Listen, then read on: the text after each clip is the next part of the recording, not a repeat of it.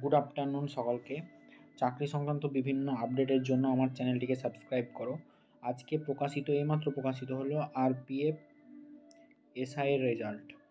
তো RPF SI রেজাল্টটা এখনই প্রকাশিত হলো। তো দেখতে পাচ্ছ যে আরপিএফ এসআই এর যে পরীক্ষাটা হয়েছিল সেটা হচ্ছে 13/12/2024 হয়েছিল। 2/12 থেকে 13/12-র মধ্যে হয়েছিল পরীক্ষাটা। তো আজকে দিয়ে দিয়েছে তোমার রেজাল্ট, এবং যারা যারা শর্টলিস্টেড হয়েছে পিএমটি পিইটির জন্য তাদেরকে ইমেল মারফত বা এসএমএস মারফত বা ওয়েবসাইটের মাধ্যমে জানিয়ে দেওয়া হবে যে তারা ডেট অ্যান্ড টাইম পিএমটি এবং পিইটি জানিয়ে দেওয়া হবে। ঠিক আছে। তারপরে এখানে লেখা আছে যে যে রেজাল্ট বা স্কোর কার্ড আছে সেটা রেজিস্ট্রেশন নম্বর এবং ডেট অফ বার্থ দিয়ে দেখা যাবে যে কত নম্বর পেয়েছো,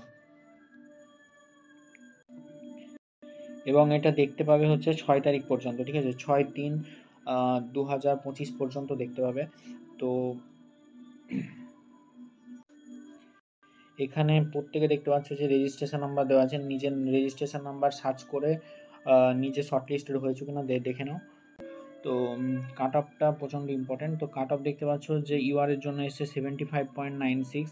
তো ইউআরের অনেকটাই কাট অফ এবার হাই হয়েছে, এবং ওবিসি দেখতে পাচ্ছ তারপর 73, মানে ওবিসি এবং ইউআর প্রায় 19-20 3-4 নাম্বারের ডিফারেন্স রয়েছে।